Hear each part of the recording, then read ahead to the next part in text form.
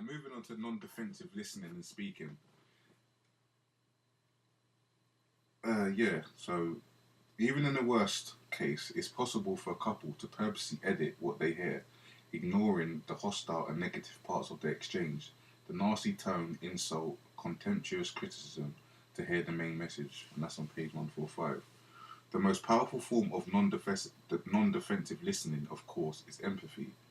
One method for effective emotional listening is called mirroring, which is commonly used in marital therapy. The art of non-defensive speaking for couples centers around keeping what is said to a specific complaint rather than escalating to a personal attack. It's hard though. Yeah, and a guy called Hayne Junette made a formula for complaint is XYZ. When you did X, it made me feel Y, and I'd rather you did Z. I said Z, but Z. Instead, example. When you didn't call me to tell me you was going to be late for our dinner appointment, I felt unappreciated and angry. I wish you'd call me to let me know you'll be late. As in, this is a role play. How would you respond in that role play? If that was your partner saying that. Go on. Sorry about being late. What are you talking about in gym? But that role? Yeah, no, that role play. Do you want me to read that again? Do you want me to do the role play for you? No, I'm thinking. God, that's not about being late. Do I care? Like I'm not fussing over being late. Like he's gone therapy over being late. Or no, so this is what's been said. So the art of non-defensive speaking for couples centers around keeping it what is said to be specific complaint rather than escalating it to a personal attack. So using a formula of X, Y, Z. Yeah. So when you didn't call me to tell me you're going to be late for our dinner appointment, I felt unappreciated and angry. I wish you'd call to let me know you'll be late. How would you respond? I'm thinking he's a snowflake. I know I shouldn't be talking about him specifically. How would I feel? Yeah, like, how would you respond to that? If your woman rang you up because she was late for the day. Oh, after her. Okay. I've been there and I'd just be like, go on. Yeah, like apologies. Like, yeah, that's it. Apologies. Yeah, sorry. Apologies. I'm on my way or whatever. Like, I'll probably say it couldn't be helped when it could have been. Yeah. But, yeah, apologies. I'm on my way. Yeah, I understand. I'll give them all that. But we go back to this point where I'll do the softly thing. But if they carry on, hey, that's a threat, boy. No. That's a bit aggressive still. If you could see the man's hand, the way that's aggressive. A gun aggressive figure. If it carried on. No, but I'll explain once. I'll explain twice. But don't you keep making me repeat myself. If it carries on, look, I'm late. I'm coming now. Just wait there. You heard the phone. You heard that, innit? I hope the mic picked up on it. But that's what it goes to. That's how it goes with me. Yeah. I've tried the softly thing. I've tried it. I've tried it. But the first time move on. What about you? How would I respond? Yeah, I'll probably respond the same way. But I think you'd be a lot calmer than me. Like me, I give you because you know sometimes you say it once and be like, yeah, but you knew this is important and the thing was up for $5.50. I can't be helped. Just go and get. Do you know? Have a. Yeah. Like you might do the half a glass of wine and put it on makeup. I'll say sorry, I couldn't help. Listen, I'm coming now. Listen, I'm coming out. I'm driving and I can't drive and talk at the same time. Boop, boop, boop. I'm ruining the whole evening. I'm ruining the mood of the whole evening. Bro, I'm not gonna lie. But I think you'd be the calmer one though. I've reacted in that way, and at the same time, I've been able to manage the situation and calm it down and be like, babe, look, listen, I genuinely understand how you feel. I am late, and this is whatever for the reason why. As soon as I can get there, I'll be there and we'll have a wonderful evening. This is the thing, because if I'm late, actually, I believe it or not, I'm actually stressing about being late. So that's already on my mind. Yeah. Do you know what I'm saying? I don't want to be late. Yeah, so I'm really stressed. So I'm probably driving at high risk and all the rest of it. Then I've got you on the phone trying to, do you know what I'm saying? Give me more air drama. That's when I just like, and then I'll end up ruining the mood for a couple of hours, I'm not going to lie. Whereas if I've been calm and considerate, by the time you get there within 5 minutes, you can quell that. Does that make sense? Yeah, how about you, Pete? I think this is all a madness, bro. Over being late. That's what I'm thinking in my mind. It happens. It's a real scenario. I would have... Flip it round. Have you been... if you don't mind saying, you've been on a few dates recently. Yeah. Have any of those dates, either you or the other person been late? I've been late. You've been late? In fact, both times. Oh. And then have you phoned to explain, or if they? Yeah, phone to explain. I'm running late. Okay. That's not a big deal. I said, fine, no worries. Meet you in the bar, or should I get you a drink? Yeah, I told him. Yeah, I've given him options. In fact, yeah, I like this or like that. I'll be honest, and they'll go get it for me, and they'll be waiting at the table. Not a problem whatsoever. If I find I've gone on the first date and they're moaning over me being late, I'm bloody okay. Timekeeping may be a thing for you. I've got to understand that. But I think I'll be able to see over your manner is first date you'll be angry. Whoa. This could be over soon. Nah, I'm not having that. Alright, at a minimum, validation means at least conveying that you are listening and can acknowledge that emotions are being expressed, even if you can't go along with the argument. Could this be seen as patronising? Yes, no. If you're just going along, like, so okay, you're just like almost. Oh, so we're still on the same. Same topic. Same topic. Yeah. Yeah, but sometimes, yeah, it is it can be seen as patronising, but sometimes it's easier. It's better for me to do that than flip out. Yeah. Of course.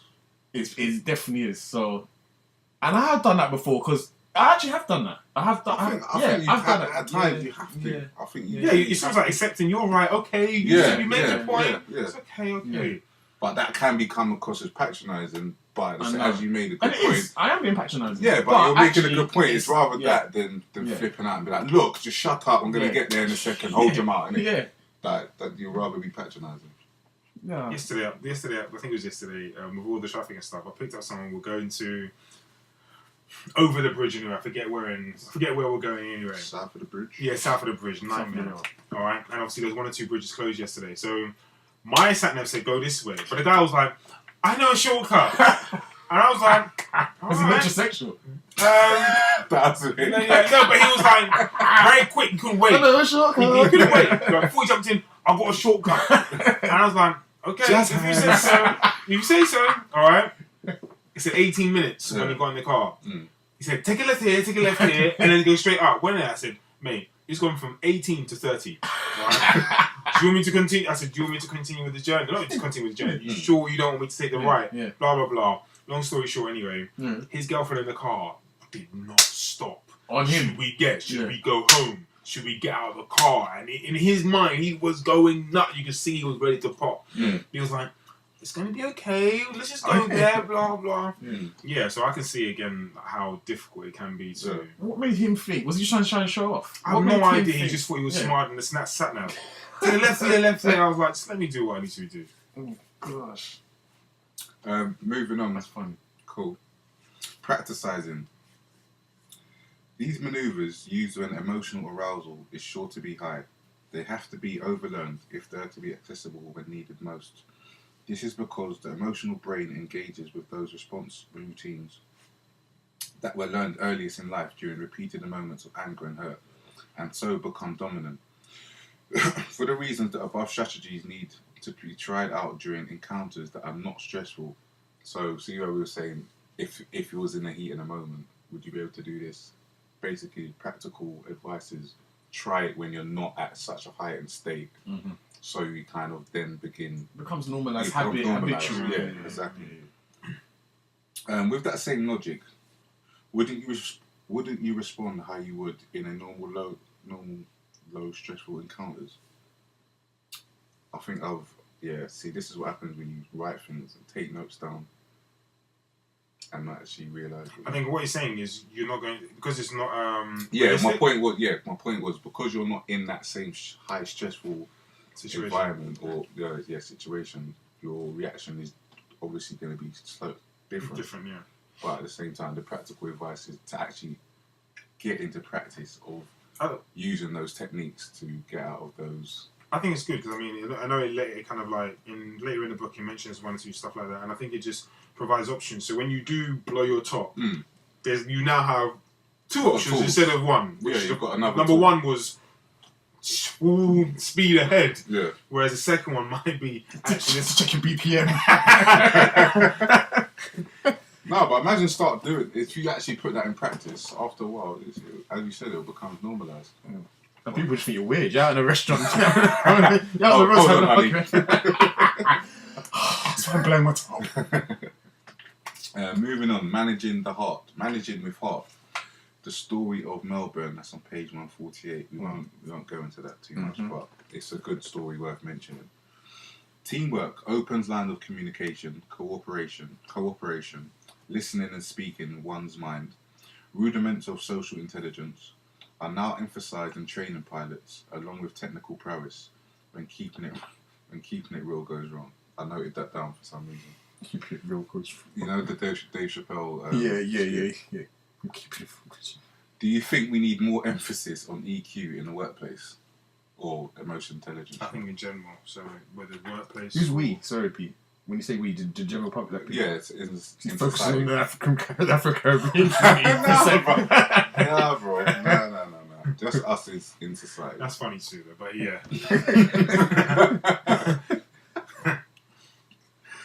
Right, but definitely need more emphasis in the Caribbean shops. Shit. Keep it a buck. We're in our homes, boy. Yeah. So, what's your thoughts on that question? Yeah. Yeah, 120%. What? That we need more emotional intelligence in the workplace. From my experience, I don't know what's lacking. Is there some kind of stats that backs up and said it's really lacking? Did you read the book? Yeah, I did. So you Wow, keep asking about this. Like, it's the reason why I asked this because it's making a point of being at work and like you obviously got team managers. In fact, see the guy that we had on as a guest. That's what he goes into workplaces and does the emotional intelligence. Yeah. So do you think we need more emphasis in it? And what I was saying is, just from my own experience, no. He's a straight shooter, boy. Yeah, Come on, what's his face? I forgot his name now, the cowboy. John Wayne. Yeah. No, go. You manage. Sorry? I say, do you manage? What do you mean? I think you're going to say no, because I think the point you're making is like, I just think you go to... Maybe it's just me and modern days, I'm just not built for work. You go to work, just get on with your job. Like... But see, he's got problems, you. So you go to work. So alright, cool. So no, put it from a different perspective. So you go to work. You're part of a team, right? Yeah. Do you manage people? He manages. Not now. But you was managing before. Yeah. I don't want to speak about it on air anyway. Okay. Regardless, you're being, whether we're talking about yourself or someone else. Yeah. You go into you're a manager of a team. Yeah. You should have some form of emotional intelligence to you pick up on certain things. It shouldn't be a case of you're just coming to work, do your thing, get out. I don't care. Like, there's got to be some form of emotional intelligence. I understand where you're coming from, but you know what? I can't speak about this on air. Go on, hear it, man. Go on. No. You're cold. I'm cold, aren't I? Yeah. Today you really should. You really revealed your true colours. No, don't. It's temporary. Class is permanent. Form is temporary. Class is permanent. Don't try it, boy. It's just temporary. I've had a hard day. He's picking his lack of sleep. Hey, Freddie's there. Here's Johnny. I just had a long day, lack of sleep, all that kind of jazz word. Okay. No, I understand what you're getting at. I don't know, man. I just think like you don't care, man. It's not that I don't care. It's just I just think work is work.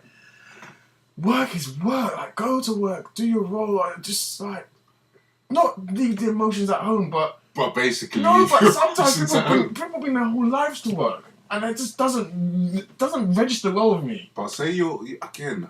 He says that quite a lot, though. No, but hey, this is a temporary thing, all right? Remember we agreed it's temporary today.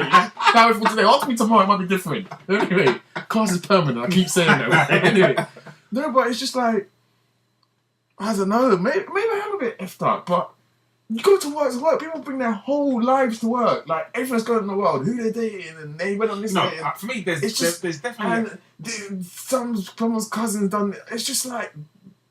Get on! Like, you're employed in a contract.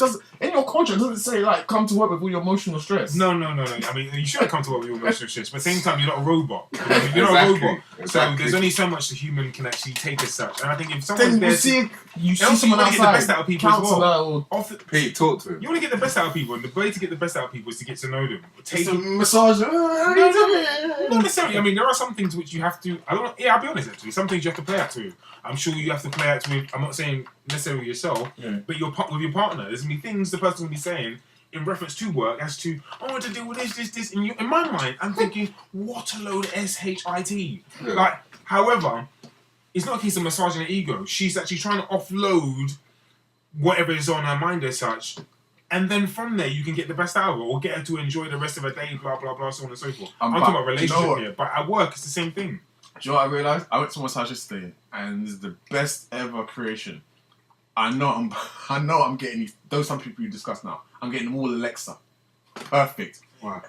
You can speak to Alexa. I know that. That's, That's why. like This guy is cold. Alexa. Very cold. So if you had a team around you, you'd be like, alright, for Christmas party, everyone's getting an Alexa. Don't bring your shit to me. Just take Alexa and deal with it. Cold hearted. What's your thoughts? My thoughts, I think there needs to be a more of emphasis of EQ in the workplace. Obviously, I work for myself, just me and my business partner now. But I mean, once we start having team members and things like that, that is going to be essential to get the best out of the people that we're working with. We're not going to look at them as our people that work for us. We work with you rather than you work for us. So there's going to have to be some form of emotional intelligence for us to know. Not to say, all right, we need to know all your problems that's going on in the outside world, but we need to have some form of empathy to know, okay, you may be having a rough time. Mm-hmm. You may need to be a bit more flexible in your work hours or whatever it may be, and things of that nature. And even when you're talking to them, you may feel that they've slipped up on something. You may want to bark at them and say, right, listen, like, you're not pulling your weight or whatever, whatnot, but you've got to have that emotional intelligence to know, okay, there's something else going on here. Let me approach it in a way that's going to be, I'm going to get my point across, but not at the same time, I'm not going to shatter their world. Unlike you would just say, go get an Alexis and just talk to that. No, I understand. I think with me, let's move on. I understand. I don't know what chapter it is. I think it's chapter 5 to which... Anyway, I think it's chapter 5 where they're talking about school children. I think the kids ultimately start having an argument. And certain kids just like being spoken to in different ways. I think everyone. Yeah, I know. It's the same with football managers. You always hear I know that. saying you need to approach different players different ways. Fantastic. That's a great analogy. But what I'm saying, you're saying it's my way or no way. Exactly. Or no way. That's Mace's approach is fuck EQ. Come in, do your work, and get out. That's it. Leave. You're painting this bad picture of me, bro. You paid you put it out there. You said it. Banksy motherfucker. All right. Leadership is not domination, but the art of persuading people to work towards a common goal. I love that. Do you know what? What do you know about that? What do you know about that? Yes, Pete. Hey, on the button. French, repeat that, please. That's going up in the post. One second. Leadership is not domination, but the art of persuading people to work towards a common goal, and that's on page 149. Moving on slightly, criticism is job 1. Indeed, how criticisms are given and received goes a long way in determining how satisfied people are with their work, and with those they work with, and with those to whom they are responsible. And that's on page 151. The harsh criticism made those who received it so demoralised that they no longer tried as hard at their work, and perhaps most damaging, said they no longer felt capable of doing well. The personal attack was devastating to their morale. Have you ever experienced criticism from a manager/boss, and how did you react? That's the even one. Do you know what's weird? You lot were telling me I'm this cold mofo, yeah? When I actually... Good, you actually raised good points. When I actually get criticism, I go into almost like a shell. Yeah? Yeah. I actually do. When I get criticism where... I actually feel like... It makes me feel like I don't want to be there. Like, I go into almost like a shell. Like I not curl up physically, but inwardly. And I'm less confident. And I can feel I'm less confident. And I feel vulnerable when I get criticised. Because it is vulnerable to be criticised. Yeah, of course. That's how I feel. What about you, Pete? I tend to look at it from the outside, so I look at it from their perspective, and then although I don't like what I'm hearing, you have to take it on the chin because ultimately you have a goal in mind. Like just say you're a supervisor. No, anyway, you got a goal in mind as such. Actually, I need to take these things on board and make them part of my makeup. In order to go in that direction. Don't like what I'm hearing, but unfortunately I've got to take it. So that's how I've kind of taken things previously. Yeah, I disagreed actually. Oh, like even today, I had kickboxing today, so I didn't necessarily. Not that I didn't like what he was telling me. I don't like being told off in any way, shape, or form. But he was showing me what I was doing wrong. Showing me what I was doing wrong, and in the case of okay, I'll do. You know what I mean? I'll do that. He was mirroring what I was doing, which wasn't obviously the correct technique, and then from there I had to correct the technique. And I thought, you know what, I need to think if I want to get in this direction, go in this direction. This is what I need to do. For me, how I've reacted. On most part, I react quite well. I can take it on board, see it as a way of improvement. But at the same time, I think it's also helped with maturing. Because when I was younger, getting criticism, I wouldn't have taken it well. So I think for me, it's definitely been as I've grown older or got more mature and seen things in a different perspective, it causes my reaction to be a lot different. But I think majority of the time I do try and look at it as a time to try and improve or whatever it is I'm getting criticised on. And depending on who's actually telling you, as well. Yeah, I think it really does depend. Like, so if someone who you care about or someone who cares about you is giving you this criticism, you know it's constructive. So you know the person is saying it for your own good as such. You know it's not hurtful. Yeah, or it doesn't have to be someone it doesn't even have to be someone where there's an emotional attachment. It can be someone who you aspire to, and you know that actually this person's been there, seen it, done it. Yeah. They're not going to be chatting this. So if someone's criticising you who has no idea, hasn't worked, doesn't actually, you can't see any correlation in what they're saying to what they've done, then you might dismiss it a bit more. Does that make sense? Yeah, that's right. It goes on to talk about the artful critique. The art of critique which intricately entwined with the art of praise. Be specific, offer a solution, be present, be sensitive. Receivers of criticism see as a valuable info, not a personal attack. Watch for the inward impulse to be defensive instead of taking responsibility. See as an opportunity to work, collaborate with the critic to solve. Now, dealing with diversity. What's your opinion of the roots of prejudice? It mentions on page 156, prejudices are a kind of emotional learning that occurs early in life, making these reactions especially hard to eradicate entirely. You have to unlearn it. Even in people who as adults feel it is wrong to hold them. Yeah. Should we be accountable for these prejudices as adults?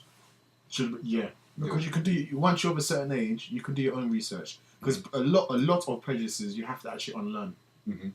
In my opinion. Do you know? I'll. Are you finished? Yeah. I was watching Darren Brown. The magician guy. It's Darren, right? Is it the magician guy? Yeah, the magician guy. Darren, but Darren or Darren Brown. Yeah. Darren Brown, however you pronounce it. But he done an experiment or a trick basically where he got a guy that was basically he was raised.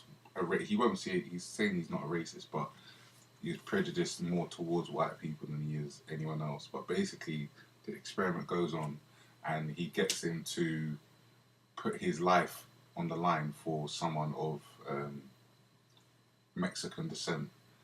But it was just because, but he thought he had been given some chip and some other shit to make him be more like ready to be on the ball and adrenaline pumping and just, do you know what I mean? Just be at the port of call, sorry. But what ends up happening is he steps up and his whole mindset is changed, and the prejudices he had before obviously it's flipped because it's like, okay, I had these prejudices before. He's gone through this the experiment or this testing of it wasn't a fake, it was a fake chip in his neck, whatever. Yeah. But basically it made him reframe how he saw the other people. Mm-hmm. And so as you said, it's something that we can change as adults. Yeah. I like to see that actually. Yeah, no, it's dope. It's It's I watched on it yesterday. YouTube. It was on Netflix. Oh, it's actually a proper documentary type. Yeah. It's just under an hour's long, but yeah, no, it's really good. So, No, yeah. What about you? Couldn't agree more. I think you can learn that. Yeah. Cool. Moving on slightly, many Southerners have confessed to me, for instance, that even though in their mind they no longer feel prejudice against blacks, they feel squeamish when they shake their hands with a black. The feelings are left over them from what they learned in their families as children. The tenacity of subtle biases may explain why, while over the last 40 years or so, racial attitudes of American whites towards blacks have become increasingly more tolerant. More subtle forms of bias persist. People disavow racist attitudes while still acting with covert bias. Zero tolerance for intolerance. The more effective diversity training courses set a new organisation-wide explicit ground rule that makes bias in any form of outer bounds and also encourages people who have been silent witnesses and bystanders to voice their discomforts and objections. Is there a danger of becoming too zero tolerance? Zero tolerance to what? Again, It's Yeah, fine. so I think It's fine. You actually raised a point which I wanted to intercept at the point. It was something to do with companies and diversity and training programs. What's poignant right now? Which coffee shop was it? There's a coffee shop in America, one of the big ones, and someone went in and I think everyone wanted to use the toilet or just wanted to sit down. Yeah, I don't see it. It was massive, and what they've done, I think, I don't want to name it. It's not. I don't want to name names. I just don't want to get it wrong. It was a big coffee chain that's well known. For one whole day, they shut down all their stores in that country. I think it was in the States. Yeah. So the whole workforce would go on a training diversity training program in diversity. No way. Yeah, I promise you. Yeah, that's recent. It's well known. If you literally type it in, Yeah. not a couple of weeks, maybe a few months. Last 3 or 4 months. It was a big thing. Okay. Yeah, because the way they treated these people, and I can't remember what it was over. It's either they wanted to sit down, they wanted to use a toilet or something small, and they ended up calling the police to get them evicted from the shop and all sorts. Oh shit. Yeah. No, I'm not aware of that at all. Yeah, I know it's on that. Yeah, the meaning of the question, is there a danger of becoming too zero tolerant? That's crazy. Too zero tolerant. No, I don't. I'm trying to work out why I've asked that question, but I can't at the moment. Too zero tolerant in terms of like, no, I don't get it. Yeah. No, just leave it where it is, bro. Moving on slightly, mind in medicine. We can be so emotionally fragile while we are alien because our mental well-being is based in part on the illusion of invulnerability. Do you believe in mind over matter when dealing with illness? I've been fortunate enough that I haven't suffered from an illness as such where it's been the case where they've said I've got some kind of incurable disease or disease where people don't really recover from.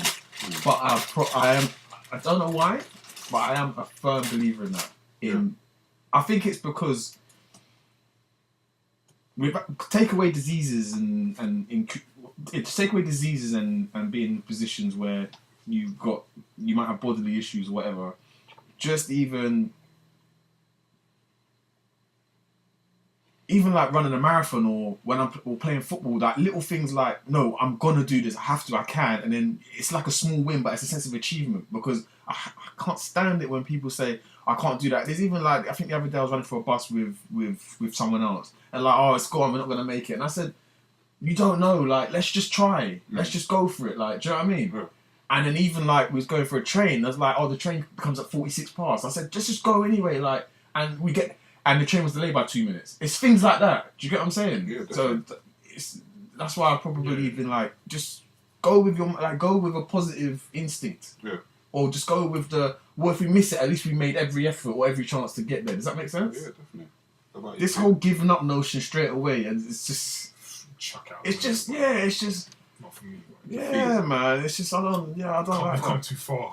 I've come too far way to give up. I pretty much agree with a lot of what Mason said. I'm unsure how it relates to actual illness as such in terms of terminal illness. But I do believe that it's mind over matters. I think it's huge in anything. If you don't believe, then it will never happen. Yeah, no, I agree totally. To add, historically, medicine in modern society has defined its mission in terms of curing disease, the medical disorder, while overlooking illness, the patient's experience of disease. There is an equally unproductive ideology in the other direction. The notion that people can cure themselves of even the most precarious disease simply by making themselves happy or thinking positive thoughts, or that they are somehow to blame for having gotten sick in the first place. The result being misunderstanding of the extent of which can be affected and sometimes make people feel guilty of having the disease. It moves on to talk about anger, and we'll jump into this slightly a bit more. Anger seems to be one of the emotions that does most harm to the heart. 1,012 men and women who suffered from a first heart attack and then followed for up to 8 years show that those men who were the most aggressive and hostile at the outset suffered the heart rate of second heart attacks. Basically, it goes on to mention about positive thinking and that reducing your anger and therefore reducing your likelihood of having heart attacks. I don't want to go into too much of the stats because there is quite a bit. I would have thought that's an obvious though, but I mean it's not obvious to everybody. Yeah, it's not obvious to obvious. Do you know you put out a post recently, Pops, who was asking about forms of meditation? Yeah. What was the reason behind that? And B, have you actually come across any theories or techniques that you're going to apply? Was you just feeling super stressed that last few No, days? that might be actually, but I'm trying to think the exact reason why that was. But I did actually find, it's funny, I did find something. Also, I've been getting up early to do shifts and stuff like that, and what I've done these mornings, I've been playing a lot of Keisha Cole. It sounds crazy, but playing like a lot of calming music and stuff like that. It's funny. I had Keisha Cole. There you go. I mean, I had someone in the back. Anyway, go on. No, the tunes I was playing were calming anyway. To the point, the person he said he was a DJ. I mean, he's an older guy. He was going on holiday to Morocco. And he picked up what it was Keisha Cole. And he goes, "Yo, that was a good mix." It was about 4 or 5 in the morning. It was like timely. Yeah. And it kind of set me up for my day. I don't know what it was. The interaction with him and the music just set me well for the day. Why was it? Do you know what song just because you're on top of music, it's one of my favourite songs of all time. Is and it just sometimes just calms me. John Legend's "Ordinary People." Do you know that one? Yeah. Oh my gosh, man! It's just a beautiful song, man. And it just takes back to a time in my life, a particular time in my life that's poignant to me. But just the song is just beautiful, man. I can just listen to it and it just relaxes me. It's nice. It's one of them things. See, you could have so much going on around you because it's so calm. You just focus on that calmness. Yeah, so I kind of get what you're saying when you say that. But that was pretty much what I was looking for. I was looking for a state of being where I'm a bit more relaxed. When there's so much going on, and to the point where you can be relaxed, and then maybe later on decipher what needs to be done. Do you know what's matter? Because you raised the point about being more calm and not getting so anxious and having so much anger can actually is good for you because it can prevent such heart attacks and so on. I don't want to use the word envious, but I almost find it's a talent or a skill or. It's just I just find it so credible that there's a few people there's one person I work with and I'm like I haven't asked her anything but I love the fact she's just so calm. I just love it. I really love. I'm just in my head I'm like, how do you get that? Obviously I'm just more upbeat and slightly more temperamental and so on, but I'm just like, how can you just. And I don't know what it is. Maybe it's perspective on life. Maybe it's perspective on actually this environment is nothing compared to what's going on in the real world. Or maybe this is a minuscule of what's important out here. Maybe it's that, and maybe it's me placing too much importance on things that don't need as much importance. I don't know. This particular person, she's originally from Kenya. So maybe that's what it is. And she's come over and she's studied here and she's working over here and stuff. But it could be that. It could be that humbling. It could be that. Being such a humble place, this is not do you know what I mean? I'm not going to kill this is not worth stressing myself out to the extent I get health problems.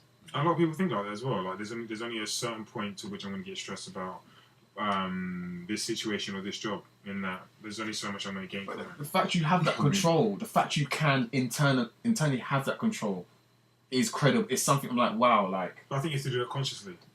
I think you really have to pay attention. Yeah, you have definitely, because you could get quite easily trapped in the daily cycle of doing the mundane. I wouldn't even say mundane, but doing the daily things of whatever you're doing. That's what's important to you. Obviously, you're in that circle, so you start to forget about the bigger issues of the world. So what's in front of you becomes enlarged. Yeah, and get mad stressy. Yeah.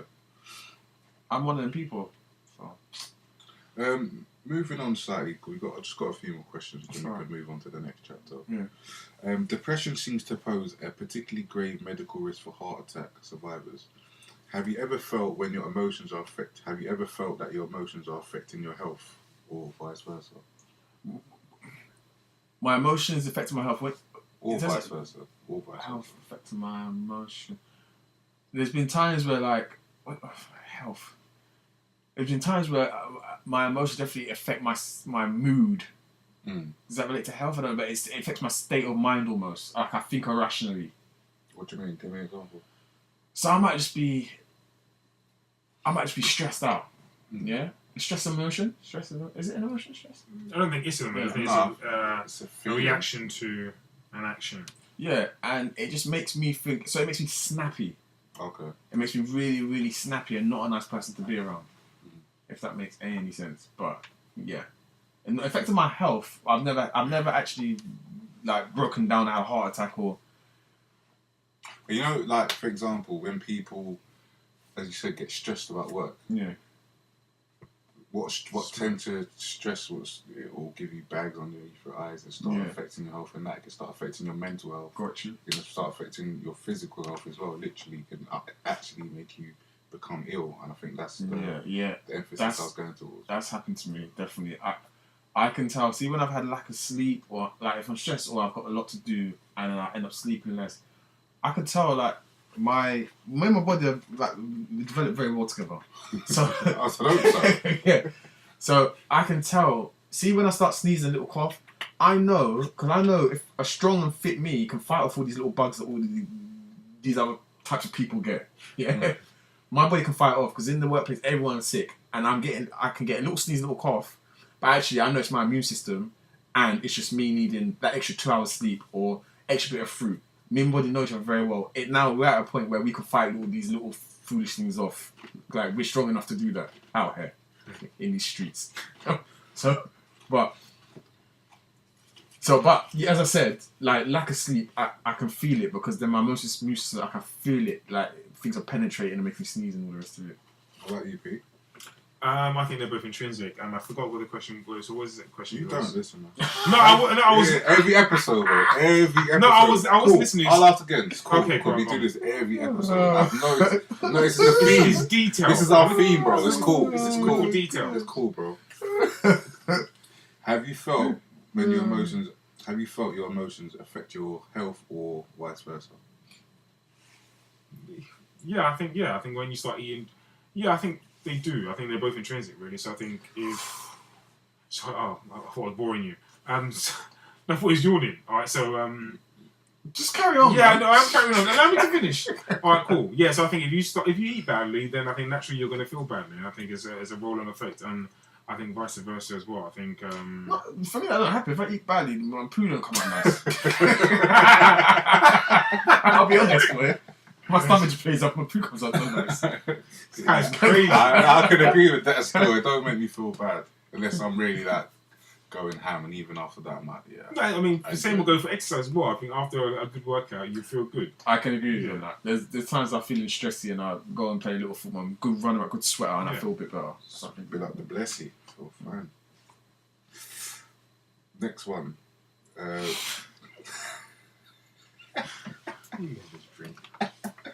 The medical benefits of positive feelings. 122 men who had their first heart attack were evaluated on their degree of optimism or pessimism. 8 years later, the 25 most pessimistic men, 21 had died. Of the 25 most optimistic, 6 had died. Their mental outlook proved a better predictor of their survival than any medical risk factor. I remember reading that. And that's on page 177. What do you do to cultivate positive thinking? It's all about what I've watched, man. I can't be watching I can't. I didn't want to say. I can't be listening to no negative music. No drill now. No, I didn't say drill. No negative, no guns, no chefings, no nothing. When I get into a certain when I know I'm like the downward spiral, it can't be no chefings, it can't be no drillings, it can't be none of that. Okay. There's a time and a place. It's got to be positive. It's got to be positive thinking, all that type of stuff. Man, I've got to keep myself upbeat. But again, you know what? I haven't thrown any shade on it, but obviously I've spoke about that type of music. There is a time and a place. You can say it, bro. No. We've said all that, like drill and stuff like that. I think there is a time and a place because there are times when that type of stuff has motivated me. Obviously, I told you, I was saying I was listening to Prodigy recently. Yeah. That took me to a place where I was like, yo, let's go. Yeah. Likewise, K-Track takes me to a place like, let's go get this. You know what I mean? So, there's a time and a place. Stamping out a packet in my Louis Runners. Sorry. Again, there's a time and a place. There's a time and a place for everything, but it's got to be positive. So so you would say music. Music. I like listening to interviews. I like hearing other people talk. I love other people's perspective. Yeah, I like that. So that's Okay. I like that as well. What about you, mate? Similar, I like interviews. I think with me as well, and it's going to sound mad, but you lot know I've got my second job. And some people think I'm crazy, but even this morning, I was in a real bad place this morning. Just in terms of I haven't been productive with certain things I had to do this weekend. And then I went in, people were off that I didn't think would be off, so it stressed me out even more. But as the day went on and there was a sense of achievement. I know it's going to sound silly to you guys, and it's only a small win, but getting through and getting the shop set out and laid out and keeping it up to that. Silly. And do you know what it does? But it put me in it made me actually, and it actually, by the time I left, I was feeling much better with myself. Whereas I think if I had just today not done anything, and I would have carried on that same mood from yesterday into today and just felt real lethargic and then maybe even into tomorrow. Do you know what I'm saying? Yeah, so that, and it sounds weird, but even going there, especially on a Sunday, because when I go there and do it on a Thursday, I'm shattered. I'm actually, it's the end, coming towards the end of the week, and I'm really tired. I'm just let me just get these out of the way. On a Sunday, that's the start of my week, and it's just just getting through that day. And obviously, it's the people you have good people around you as well. I've known them for years now. We've all done the same thing, so we have a catch up, our weekly catch, because that's our meeting point. You know what I'm saying? We don't really speak like that. Now and again, we have to drop a message, but that's our meeting. That's our catch up. Have our bants, and it's just a good feeling. It's a good feeling. Yeah. So that helps me a lot as well. Okay, I do similar things. I watch. You listen to is this the calm? Do you listen to that calming water and stuff like that? Yeah. I do this when I'm going to bed now. Yeah, my turn. No, recently I do it. My turn. Thanks. You had a chance, mate. It's not me. Yeah, I listen to calm waters. No, actually, no, I do. I listen to positive, mindful videos. A lot of positive motivational videos. I also like to read positive books, even if it's just positive quotes and stuff like that. And speaking with friends, most of the people that's in my circle are positive. I could have a conversation with yourselves, and I don't know. Sometimes it's just joke. You can it's a joke. It's nice. It puts me in a positive mind space. Yeah. So I mean, those are things that I definitely use to put me in give me positive thinking or cultivate positive thinking. There are many ways medicine can expand its view of health to include the emotional realities of illness. For one, patients could routinely be offered fuller information essential to the decisions they make about their own medical care. Would you want to collaborate with your doctor on the best practice for your medical care, or be told what to do? I like to collaborate, but obviously collaborating involves me having to do my own thorough research. But 100%, I'd want to collaborate. Yeah. Because obviously, at the end of the day, you know yourself the best out of everyone. You know what I'm saying? And your doctor's dealing with the masses, so he's going to recommend a mass solution. If that makes sense. Paracetamol. Yeah. Obviously, he's going to say your blood type says, he's going to individualize it to a certain extent. But you know yourself best. So if you could collaborate with a doctor, if your doctor said, do you know what? You're telling me you've got this. In my medical school and stuff, they've always told me this means this. This could mean one of these things. Go about, do your own research on those 5 topics that I've given you, and you come back to me and we determine what's the best for you to do. Mm-hmm. That makes more sense. Yeah, no, definitely. I personally would want to collaborate with my doctor. I try to as much as I can, even now. Like with the last time I've seen the doctor, instead of, I think the last problem, or I won't say illness, but last problem that I had when I went to the doctor, and they gave me an option of, well, you could take these pills or you can try this soap or this. Do you know what I mean? There was more of a difference, and I would prefer to take more of a natural option than rather just get given the pills. So there was a collaboration. It wasn't just a case of, okay, come in, this is the problem, sign off and get out. There was a conversation to be had. So yeah, I think that would be how practical. I think maybe if he had a private doctor, that's probably more of a reality-based thing for you to have a collaboration or discussion with a doctor rather than with the NHS. But yeah, I would definitely have a collaboration. What about you, Pete? I think it's the same. I like to collaborate. Yeah, my second.